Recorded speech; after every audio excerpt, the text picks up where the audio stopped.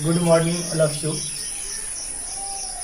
जैसा कि आप लोग बहुत सारा क्लास कर चुके हैं और सॉल्यूशन चैप्टर जैसे हम स्टार्ट किए और लॉकडाउन स्टार्ट हो चुका था, चैप्टर इनकम्प्लीट था और बीच में मेथोलॉजी स्टार्ट की है, लेकिन जैसा कि बच्चों का कंप्लेंट था कि सर समझ में नहीं आ रहा है, तो हमें लगता है कि उस क्लास को हम लाइव क्लास ही समझेंगे क्लास में ही। अभी तत्काल सॉल्यूशन चूंकि फिजिकल केमिस्ट्री का पार्ट्स है, कुछ न्यूमेरिकल से डिपेंड चैप्टर है, तो आपको बेहतर समझ में आएगा और कहीं भी दिक्कत होती है तो आप लोग तुरंत व्हाट्सएप से जुड़ेंगे और क्वेश्चन करेंगे।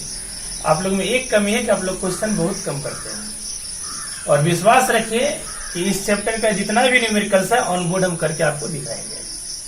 सबसे पहले कुछ जो थ्योरेटिकल पार्ट्स इनकम्प्लीट है उसको हम कंप्लीट करते हैं। जैसा कि आप सभी जानते हैं कि हमने सोल्युबिलिटी पॉइंट स्टार्ट किया था। पहला पॉइंट तो कंसंट्रेशन ऑफ सॉल्यूशन को था, जहां पढ़े थे कि नॉर्मलिटी क्या है, मोलरिटी क्या है, मोल फ्रैक्शंस क्या है, मोलिलिटी क्या है, पीपीएम क्या, इस तरह की बहुत सारी आप कंसंट्रेशन टर्म्स पढ़ चुके हैं। और सेकेंड पॉइंट हमारे पास था सोल्युबिलिटी, जिसको हम स्टार्ट किए थे और वहीं पर क्लास सब बंद हो गया था। तो थोड़ा सा हम सोल्युबिलिटी को देखते हुए आगे बढ़ेंगे और इस चैप्टर में बहुत सारा इंपॉर्टेंट जो मेन टॉपिक है that is the colligative properties, उसकी भी हम चर्चा करेंगे, ठीक है। और मेन इस चैप्टर में होता है न्यूमेरिकल, उसको भी समझेंगे। तो चलिए सोल्युबिलिटी को हम देखते हैं। सबसे पहले जैसा कि इसका डिफिनेशन आपने लिखा हुआ अपने नोटबुक में, लिखा है कि उस समय कि the amount of solute, the amount of solute which dissolve in certain amount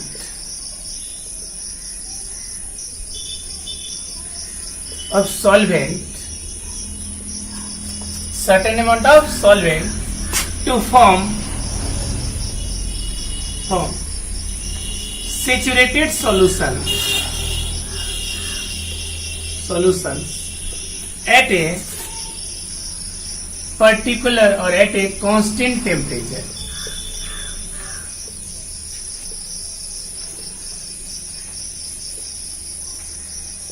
एक निश्चित तापमान पर सॉल्युबिलिटी क्या है?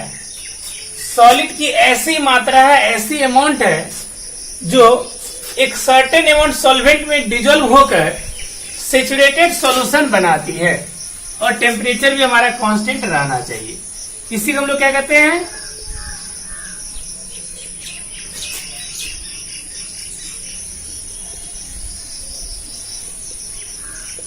सोल्युबिलिटी कहते हैं। इस बात को समझने के लिए हम एग्जांपल लेंगे। जैसे मान लीजिए कोई हमारा एक सॉल्वेंट है जिसका एक अमाउंट हम फिक्स कर लेते हैं। जैसे मान लेते हैं कि 100 ग्राम हमारा एक सॉल्वेंट है।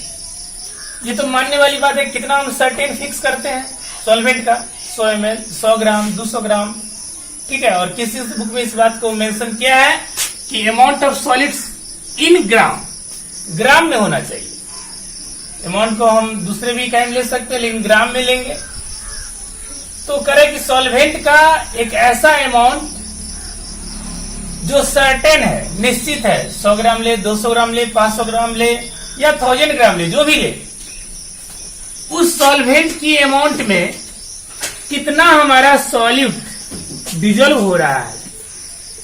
सॉलिड की जितनी अमाउंट डिजोल्व होगा, सॉलिड की जितनी अमाउंट डिजोल्व होगा वही अमाउंट हमारा सोल्युबिलिटी कहलाएगा। एग्जाम्पल के तौर पे मान लेते हैं कि NaCl 32 ग्राम डिजोल्व हो रहा है, तो कहेंगे NaCl की सोल्युबिलिटी क्या है? 32 ग्राम, बशर्ते एक टेम्परेचर भी मेंशन होगा, क्योंकि अगर मान लो टेम्परेचर बढ़ाएंगे तो NaCl की सोल्युबिलिटी 32 हो जाए, 33, 34, 35 हो जाए।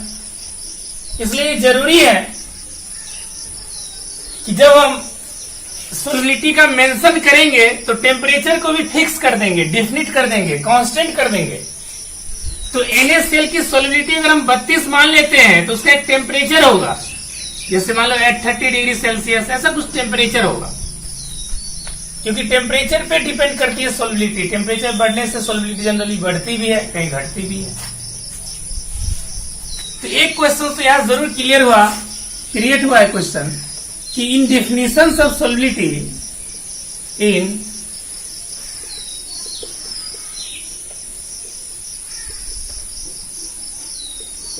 in definitions of solubility, why temperature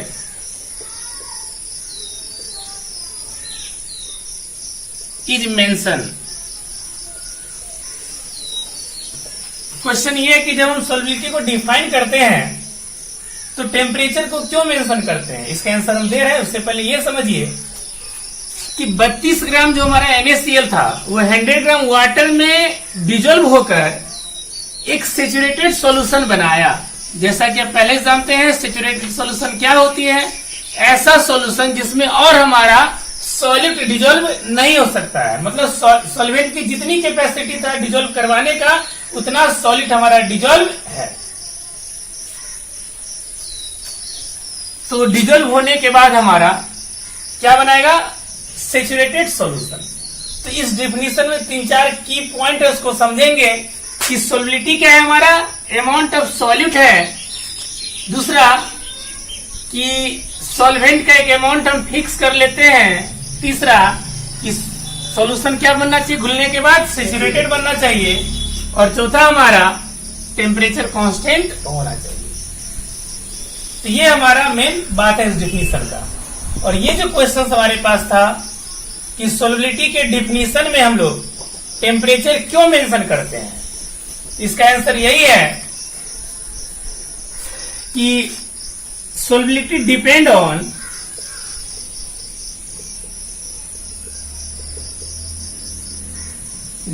on किस पे डिपेंड करती है, टेम्परेचर। जैसा कि आप जानते हैं टेम्परेचर के बेस पर रिएक्शन को हम दो तरह से डिवाइड कर सकते हैं। एक हमारा एक्सोथर्मिक रिएक्शन था थर्मोडायनेमिकल चैप्टर में, और दूसरा हमारा इंडोथर्मिक रिएक्शन था। तो जैसे मान लीजिए हमारे पास क्या था, चीनी था सॉल्यूट या नमक था सॉल्यूट, उसके साथ हमने पानी में मिलाया इस नमक को, तो पानी हमारा सॉल्वेंट था।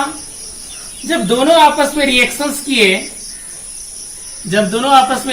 किए तो एक सॉल्यूशन हमारा बना, तो उसको हम सॉल्यूशन कहेंगे। अब यहां दो घटना हो सकता है, या तो हीट बाहर निकलेगा और या तो हीट अंदर एब्जॉर्ब होगा। तो मान लो हीट अगर सिस्टम ले रही है तो उसको हम लोग इंडोथर्मिक रिएक्शन करते हैं। और मान लो कि ये सिस्टम जो था हीट को रिलीज कर रहा है, लॉस कर रहा है, इसको हम एक्सोथर्मिक रिएक्शन करते हैं। पढ़े होंगे आपने कि एक ऐसा रिएक्शन था जहां हीट बाहर निकल रही है, इसको एक्सोथर्मिक कहेंगे। और ऐसे रिएक्शंस के लिए डेल एच का मान सिस्टम के रिस्पेक्ट में निगेटिव होता था एक्सोथर्मिक के केस में। एक्सो का मतलब बाहर ना, तो एक्सो मीन्स बाहर, आउट, हीट बाहर निकला तो सिस्टम के लिए क्या हुआ, सिस्टम से बाहर निकला तो सिस्टम का लॉस हुआ ना। जैसे हमारे पॉकेट से 500 रुपए बाहर निकला तो हमारा तो पर्टिकुलर लॉस हुआ, तो वही निगेटिव इंडिकेट किया जाता है। और दूसरा हमारे पास था इंडोथर्मिक रिएक्शन, जहां डेल एच का मान हमेशा पॉजिटिव होता था। इंडो मीन्स अंदर ले लिया, कोई सिस्टम अपने अंदर 500 रुपया लिया तो उसका टोटल वैल्यू क्या पॉजिटिव हो जाएगा, इंक्रीज कर जाएगी। तो इंडोथर्मिक रिएक्शन में डेल एच का मान पॉजिटिव और एक्सोथर्मिक में डेल एच का मान निगेटिव। तो यहां जब हम किसी सॉलिड को सॉल्वेंट में मिलाए हैं तो एक सॉल्यूशन तो बना है, लेकिन यहां दो तरह की बात हो सकती है। या तो सिस्टम खुद हीट निकाल रहा है, मीन्स कुछ हीट भी बाहर होती है, और हीट जब बाहर होती है तो इसके लिए डेल एच का मान क्या हो जाएगा, निगेटिव। मतलब जब प्रोडक्ट से डेल एच कैसे निकलती है, आपने पढ़ा होगा कि HP माइनस HR, तो प्रोडक्ट में क्या है, कम हीट है, रिएक्टेंट में ज्यादा हीट है, तो कम से अगर ज्यादा घटेंगे तो निगेटिव ही आएगा ना। ये डेल एच का फॉर्मूला उस चैप्टर में था। तो ऐसे रिएक्शन में आप देख रहे हैं कि हीट सिस्टम से निकल रहा है। अब जब हीट पहले से निकल रहा है एक सिस्टम से, तो क्या अगर हम हीट देते हैं, टेम्परेचर इंक्रीज करते हैं, तो सॉल्युबिलिटी क्या आगे बढ़ेगा, मीन्स सॉलिड हमारा सोलुबल होकर सॉल्यूशन बनाएगा, कि सॉल्यूशंस के अंदर से जो पार्टिकल्स है सॉलिड को बाहर निकलकर पीछे आने की कोशिश करेगा। मीन्स ये कि सॉल्युबिलिटी बढ़ेगा कि घटेगा, ये क्वेश्चन। अब सोचने वाली बात ये कि टेम्परेचर हम बढ़ा रहे हैं और मान लेते हैं पहला केस है, केस 1 है, जहां हम ये इंडिकेट कर रहे हैं कि रिएक्शन इज द हीट बाहर निकला एक्सोथर्मिक। कौन सा रिएक्शन है हमारा? एक्सोथर्मिक। अब ऐसे रिएक्शन में अगर हम टेम्परेचर बढ़ाते हैं और increase the temperature, on increasing the temperature को अगर हम इंक्रीज करते हैं तो रिजल्ट क्या होगा? क्वेश्चन ये हमारे पास। तो सोचने वाली बात यह कि हीट तो पहले से निकाल रहा है, तो इसको हीट नहीं देंगे। अगर हीट देंगे तो रिएक्शन पीछे चली जाएगी। हम ऐसे रिएक्शंस को हीट देते हैं, टेम्परेचर इंक्रीज करते हैं, जिसे टेम्परेचर की जरूरत है। ज्ञान उसी बच्चे को देंगे जिसको ज्ञान की जरूरत है। जो बच्चे पहले से ज्ञानी है उसको ज्ञान ले लेते हैं और घर चले जाते हैं।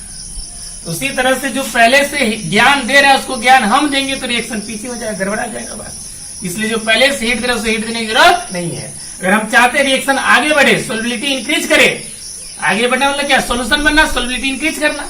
अगर हम चाहते हैं सॉल्युबिलिटी इंक्रीज करे तो एक्सोथर्मिक रिएक्शन के केस में अगर हम टेम्परेचर बढ़ाते हैं तो रिएक्शन हमारा पीछे चला जाएगा, क्योंकि पहले से हीट दे रहा है ना। तो इसको अगर हम हीट देंगे क्या होगा? रिएक्शन पीछे आ जाएगा।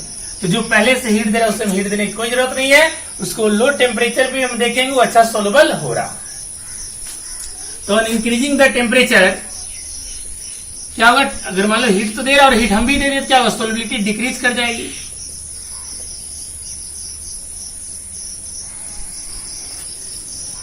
और सेकेंड केस हमारे पास बनता है इंडोथर्मिक रिएक्शन के लिए।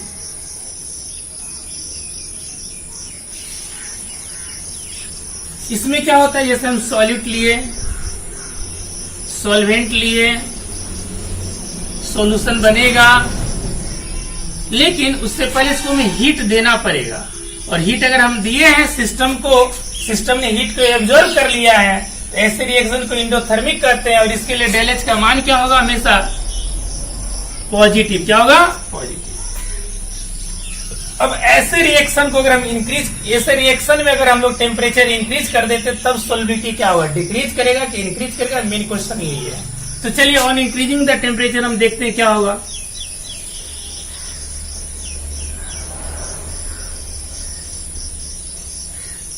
क्या हो सकता है इंक्रीज द टेम्परेचर? सोचिए, इसको तो हीट चाहिए ना, इस रिएक्शन के लिए हीट चाहिए और हीट इसको हम दे रहे हैं, इंक्रीज कर रहे हैं। सॉरी, आप देख रहे हैं कि इस रिएक्शन में हीट चाहिए और हम हीट दे रहे हैं, इंक्रीज कर रहे हैं, तो रिएक्शन फॉरवर्ड होगा। रिएक्शन हमारा क्या करेगा? सोलुबल ज्यादा, सोल्यूशन ज्यादा बनेगा, फॉरवर्ड डायरेक्शन रिएक्शन भागेगा। तो यहां हम कहेंगे सोलबिलिटी इंक्रीज करेगी। क्या करेगी? Solubility increases. तो दो तरह की बात हो गई। एक हमारा एक्सोथर्मिक रिएक्शंस के लिए क्या होगा? तो जब सॉलिड को सॉल्वेंट से मिलाएंगे सॉल्यूशन बनेगा और एक्सोथर्मिक हीट बाहर निकलेगी, हीट बाहर निकलेगा। और ऐसे रिएक्शन अगर हम टेम्परेचर इंक्रीज करते हैं तो सॉल्युबिलिटी डिक्रीज करेगा। और दूसरा केस हमारे पास है इंडोथर्मिक के लिए, जहां सॉलिड को सॉल्वेंट से मिलाएं तो उस केस में क्या होता है? रिएक्शंस होता नहीं है, तो हमें हीट बाहर से देना पड़ता है। ठीक है, ये भी इस क्वेश्चन पे भी आएंगे कि रिएक्शंस क्यों नहीं हुआ। जब सॉलिड को सॉल्वेंट से मिलाया तो यहाँ तो रिएक्शन हो गया था, सॉल्यूशन भी बन गया और हीट बाहर भी निकला, बट यहाँ क्यों नहीं हुआ? इसकी भी हम चर्चा करेंगे थोड़ी देर बाद। अभी समझिए, ये सॉलिड हमारे पास है, सॉल्वेंट से हम जैसे ही डिजोल्व करवाने की कोशिश किए तो डिजोल्व नहीं हुआ, तो हमें हीट बाहर से देना पड़ा और तब जाके हमारा सॉल्यूशन बना। और साथ ही साथ देख रहे हैं हीट हम बाहर से दिया तो सिस्टम के लिए पॉजिटिव हो गया। अब ऐसे रिएक्शन में क्या आप देख रहे हैं कि हमारा सिस्टम हीट एब्जॉर्ब करा है, तब हीट उसको देंगे, तब रिएक्शन हमारा फॉरवर्ड होगा। इस दिशा में अगर हीट लिया जाता है, इस दिशा में हीट अगर लिया जाता है और हीट हम देंगे तो रिएक्शन हमारा आगे बढ़ेगा। क्योंकि आप जानते हैं वहां लीच-हीटर प्रिंसिपल के द्वारा कि जब ये हम किसी सिस्टम को हीट सप्लाई करते हैं तो रिएक्शन उस दिशा में बढ़ती है जिससे उसका जो इफेक्ट होता है वो नलिफाई हो जाते हैं, निग्लिजेबल हो जाती है। दूसरी भाषा में रिएक्शन उस दिशा में बढ़ेगी जहां हीट एब्जॉर्ब होता है। तो हीट ऑलरेडी यहां एब्जॉर्ब हो रहा है, इसलिए रिएक्शन आगे बढ़ेगी। तो समझ रहे हो, on increasing the temperature solubility हमारा क्या करेगा? इंक्रीज करेगा। तो कुछ हम एग्जाम्पल के साथ आते हैं और साथ ही साथ ये भी बताने की कोशिश करेंगे कि हीट की जरूरत क्यों पड़ गया और कहीं कहीं हीट की जरूरत क्यों नहीं पड़ा। ठीक है, वो जो क्वेश्चन हमारे पास था कि कभी कभी मतलब सॉल्यूशन बनने के लिए हीट देना पड़ता और कभी हीट नहीं देना पड़ता, इसके पीछे क्या रीजन है। तो यहाँ एक नया टर्म से आपको इंट्रोड्यूस करवाएंगे, that is the lattice energy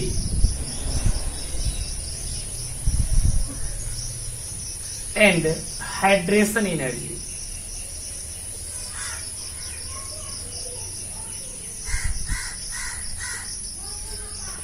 तो लेटिस एनर्जी खास करके आयनिक कंपाउंड में देखा जाता है। जो हमारा gaseous ionic compound solid ionic compound में कन्वर्ट होती है तो उस समय कितना हीट को रिलीज करता है, या दूसरी भाषा में कि हमारे पास कोई सॉलिड आयनिक कंपाउंड था और उसको अगर हम लोग गैसियस फेज में या वेपर फेज में कन्वर्ट करते हैं तो कितना हीट हमको देना पड़ता है। तो जितना हीट हम दिए उसी को हम लोग कहते हैं जनरली लैटिस एनर्जी। और एक चीज है कि जब हम सॉलिड को जैसे चीनी नमक जो भी था उसको हम वाटर में डिजोल्व करवाए, लिक्विड में डिजोल्व करवाते हैं। अब है क्या, लिक्विड्स के जैसे वाटर का मॉलिक्यूल्स है एक, ये दूसरा मॉलिक्यूल्स है, तो दोनों के बीच में अपना भी इंटरेक्शन है।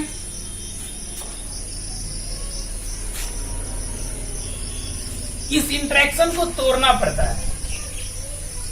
तो जैसे इस सॉलिड को वाटर में मिलाते हैं तो ये सॉलिड क्या करता है, इस इंटरेक्शन को तोड़ता है और एक तरह से जो फिजिकल बॉन्ड है, आप लोग जैसा कि जानते हैं वाटर केस में हाइड्रोजन बॉन्ड है, तो ये जो फिजिकल बॉन्ड है इसको ब्रेक करने के बाद जितना एनर्जी रिलीज होती है उस एनर्जी के अमाउंट को, उस हीट के अमाउंट को हम लोग कहते हैं हाइड्रेशन एनर्जी या हाइड्रेशन एंथैल्पी भी कहते हैं। बात को फिर से समझिएगा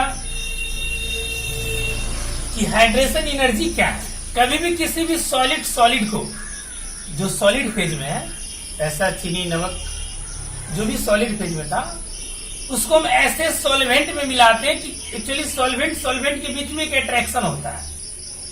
कमजोर अट्रैक्शन हो, स्ट्रॉन्ग अट्रैक्शन हो, मैटर अलग है, लेकिन अट्रैक्शन होता है। उस अट्रैक्शन को जब ब्रेक करते तभी कोई चीज डिजोल्व होता है। जब अट्रैक्शन को ब्रेक करेगा कुछ ना कुछ हीट बाहर निकलेगा, उसी को हाइड्रेशन एंथैल्पी कहते हैं। तो आप देख रहे हैं कि जो हमारा सॉलिड के बीच जो अट्रैक्शन था, सॉलिड जब लिक्विड फेज में मिलना चाहता है, गैसेस फेज में मिलना चाहता है, तो उसमें जो अट्रैक्शन था उससे जो एनर्जी का लेन देन उसको हम लोग कहते हैं लेटिस एनर्जी। तो अब ये दोनों के मैग्नीट्यूड पे डिपेंड करता है कि कब सॉल्युबिलिटी होगी और कब सोलुबल नहीं होगा, कब हमारा सॉलिड जो है सोलुबल होगा सॉल्वेंट में और कब नहीं होगा।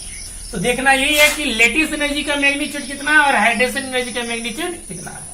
तो जनरली कॉन्सेप्ट है कि अगर अपने अपने स्पॉन्टेनियस रिएक्शन होना है तो स्पॉन्टेनियस रिएक्शन के लिए, स्पॉन्टेनियस रिएक्शन का मतलब ये हुआ कि रिएक्शन सोलबिलिटी अपने आप सोलुबल होगा। जो भी सॉलिड पार्टिकल्स हमारा है सॉल्वेंट के अंदर अपने आप सोलुबल होगा। कब होगा? तो जब हमारा lattice energy is lesser than, when the lattice energy is lesser than hydration energy, मतलब हाइड्रेशन ज्यादा होगा। कैसे ज्यादा होगा कि जब हमारा सॉलिड पानी के अंदर गया तो जो एनर्जी निकला, एनर्जी इतना ज्यादा होगा जिसको ओवरकम कर लेगा, इसके ऊपर चला जाएगा। जिससे क्या होगा, ये जो इसमें कन्वर्ट होना है, सॉलिड को जो लिक्विड में कन्वर्ट होना है वो आसानी से हो पाएगा। तो हाइड्रेशन एनर्जी हमारा क्या होना चाहिए, ज्यादा होना चाहिए। मीन्स ये कि lattice energy never be greater than hydration energy. Lattice को कम होना है और हाइड्रेशन को ज्यादा होना है। हाइड्रेशन आया कहां से, जब चीनी को हमने पानी में मिलाया तो उससे जो ऊर्जा उत्पन्न हुआ, तो ऊर्जा हमारा क्या होना चाहिए, ज्यादा होना चाहिए, तभी ना सोलुबल हो पाएगा। पानी में किसी भी चीज को सोलुबल होने के लिए जरूरी है कि जो चीज हम मिलाए हैं उससे जो ऊर्जा उत्पन्न हो रहा है वो क्या हो रहा है, पानी के अंदर जो मौजूद पहले से ऊर्जा था उससे ज्यादा होना चाहिए। तब क्या होगा, आसानी से वो डिजोल्व कर पाएगा। तो तब जाके स्पॉन्टेनियस रिएक्शन होगा। कभी ऐसा हो जाए जैसे मान लीजिए कि लेटिस एनर्जी ही हमारा ज्यादा हो गया हाइड्रेशन एनर्जी से, तब रिएक्शन हमारा क्या होगा, नॉन स्पॉन्टेनियस। और जब नॉन स्पॉन्टेनियस हो गया, अपने आप डिजोल्व नहीं हो रहा है, तो ऐसे रिएक्शन में क्या करते हैं, एजेंट देना है, एजेंट क्या होगा, हमारा हीट होगा, तो हीट सप्लाई करेंगे। जब हीट सिस्टम को सप्लाई किए तो हमारा इंडोथर्मिक रिएक्शन होगा। एक तरह से हमारा एक्सोथर्मिक रिएक्शन का कंडीशन और ये हमारा इंडो।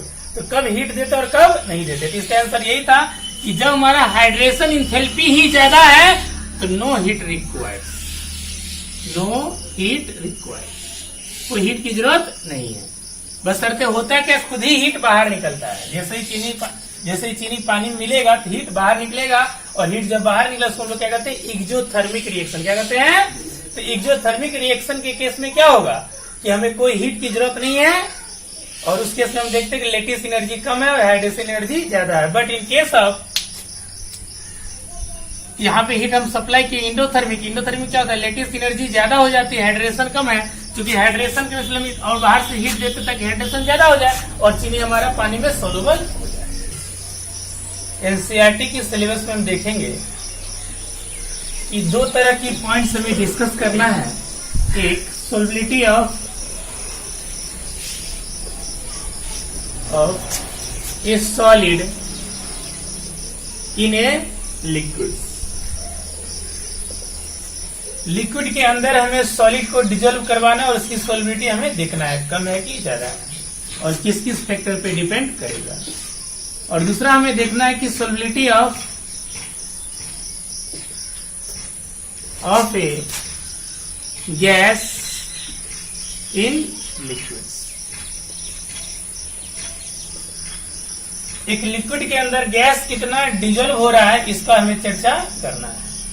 तो आज का क्लास में कम से कम ये हम चर्चा कर लेते हैं, एक लिक्विड के अंदर सॉलिड कैसे डिजोल्व होगी। एग्जाम्पल तो आप लोग पहले से जानते हैं, जैसे हमारे पास नमक है, ये वाटर हमारे पास है, इसके अंदर जैसे हम नमक को डिजोल्व करवाएंगे तो डिजोल्व होगी। अब क्वेश्चन यहाँ पर ये था कि किन किन फैक्टर पे डिपेंड करता है डिजोल्व होना। पहला ये कि nature of solute and solvent. जो हमारा सॉलिड है मतलब जो NaCl है, और जो सॉल्वेंट है जो वाटर है, उसका क्या नेचर है। नेचर का मीनिंग यहाँ पर यह था कि आपने जो बॉन्डिंग चैप्टर पढ़ा होगा तो वहां देखा होगा कि जो हमारे पास कंपाउंड उसको हम दो तरह से डिवाइड कर सकते हैं। एक हमारे पास आयनिक कंपाउंड था और दूसरा हमारे पास नॉन आयनिक कंपाउंड या नॉन पोलर कंपाउंड था हमारे पास। तो सॉलिड दो नेचर का हो सकता है। मान लिया जाए एक हमारा आयनिक कंपाउंड्स है, आयनिक नेचर का है, और दूसरा हमारा नॉन आयनिक नॉन पोलर।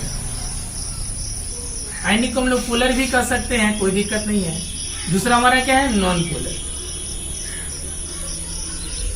उसी तरह से हमारा सॉल्वेंट का भी क्लासिफिकेशन हो सकता है कि सॉल्वेंट भी हमारा दो तरह से हो सकता है। एक हमारा नॉन पोलर और दूसरा हमारा पोलर। पहले पोलर ही लिखते हैं फिर नॉन पोलर। तो पोलर सॉल्वेंट के अंदर क्या होगा, जैसे वाटर होता है, मान लीजिए अमोनिया है, अल्कोहल है, ये सब हमारा क्या पोलर सॉल्वेंट है। नॉन पोलर के अंदर क्या है, जैसे मान लीजिए कार्बन टेट्राक्लोराइड है, बेंजीन है, इस तरह की कंपाउंड्स हमारा क्या है, नॉन पोलर सॉल्वेंट है। सॉलिड अगर हमारा आयनिक है, जैसे मान लीजिए NaCl है, पोटेशियम क्लोराइड है, ये सब क्या हमारा आयनिक सॉलिड है। नॉन पोलर या नॉन आयनिक क्या हो सकता है, जो आयनाइज नहीं हुआ, जैसे मान लीजिए शुगर है, ठीक है, ये भी हमारा नॉन पोलर है, पोलरिटी नहीं दिखाती है। दूसरा हमारे पास और भी ऐसे कंपाउंड्स है बहुत सारा, जैसे एंथ्रासिन है, ये सब क्या हमारे पास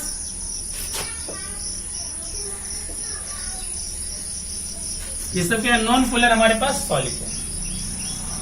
तो ये सॉलिड हमारा, अगर सॉलिड हमारा मान लीजिए पोलर है, सॉल्वेंट भी हमारा पोलर होगा तो अच्छा से डिजोल्व होगा, क्योंकि कहावत है कि जैसा बाप वैसा बेटा, मीन्स लाइक डिजोल्व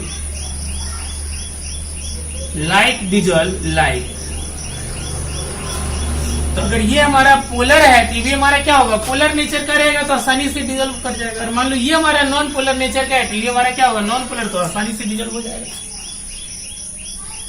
तो इस तरह से हम देख रहे हैं कि हमारा जो डिजोल्यूशन कैपेसिटी है, जो डिजोल्यूशन का जो डिग्री है, जो सोलिबिलिटी का जो पावर है, डिग्री है, वो किस पे डिपेंड करता है, सॉलिड और सॉल्वेंट के नेचर पे। नेचर का मीन्स आयनिक है कि नॉन आयनिक है, पोलर है कि नॉन पोलर है। अब जो सेकेंड फैक्टर हमारे पास है दैट इज द टेम्परेचर।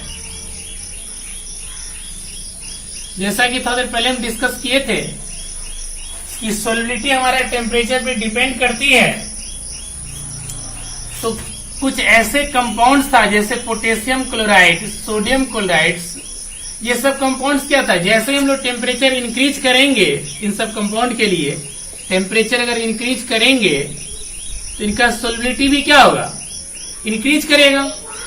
और जो दूसरा कंपाउंड हमारे पास था जैसे सोडियम कार्बोनेट हाइड्रेटेड फॉर्म में था, यहां पर अगर हम टेम्परेचर इंक्रीज करते हैं तो हमारा सोलिबिलिटी क्या होगा, डिक्रीज करेगा। तो ये कंपाउंड टू कंपाउंड वेरीज करता है कि टेम्परेचर का क्या इफेक्ट पड़ता है सोलिबिलिटी पर। लेकिन जनरल में यही कॉन्सेप्ट है कि टेम्परेचर बढ़ाने से सोलिबिलिटी बढ़ेगी, बशर्ते रिएक्शन हमारा उस रिएक्शन में क्या होना चाहिए कि हाइड्रेशन इंथैल्पी, हाइड्रेशन एनर्जी ज्यादा होना चाहिए लैटिस एनर्जी से, ताकि वो आसानी से डिजोल्व हो सके। और एक तीसरा फैक्टर हमारे पास था, इसको हम ये दिए कैपिटल ए देते हैं, ये हमारा बी फैक्टर है। और एक तीसरा हमारा फैक्टर है प्रेशर। तो आपको जानकारी दे दे, प्रेशर का कोई प्रभाव इस पर नहीं पड़ेगा। क्यों नहीं पड़ेगा, क्योंकि आप जानते हैं कि हमारे पास यहाँ पर क्या है, सॉलिड और लिक्विड है। तो सॉलिड और लिक्विड पे प्रेशर का कोई प्रभाव नहीं पड़ता है। प्रेशर किसका होता है, जनरली गैस का होता है ना। तो प्रेशर का इफेक्ट हम लोग इस पॉइंट में देखेंगे, यहाँ पर कोई इफेक्ट नहीं होता है, क्योंकि लिक्विड और सॉलिड को आप दबा नहीं सकते, कंप्रेस नहीं कर सकते हैं। लिक्विड और सॉलिड क्या हमारा इनकम्प्रेसिबल है, ठीक है, ध्यान रहे। इसलिए प्रेशर का कोई प्रभाव नहीं होगा। तो बस जो मेन इफेक्ट पड़ता था सोलिबिलिटी पर, किस किस का पड़ता था, कि सॉलिड और सॉल्वेंट का नेचर कैसा और दूसरा टेम्परेचर कैसा। तो आज के क्लास में यहीं तक आप सभी के साथ हम डिस्कस किए हैं, और नेक्स्ट क्लास में ये पॉइंट हम डिस्कस करेंगे। और ये बहुत इंपॉर्टेंट पॉइंट है, इसके अंदर हम हेनरी का नियम देखेंगे और हेनरी के नियम का क्या एप्लीकेशंस है, जो कि बोर्ड के लिए बहुत जरूरी है क्वेश्चन। इसका हम डिटेल डिस्कशन नेक्स्ट क्लास में करेंगे। तब तक के लिए थैंक यू।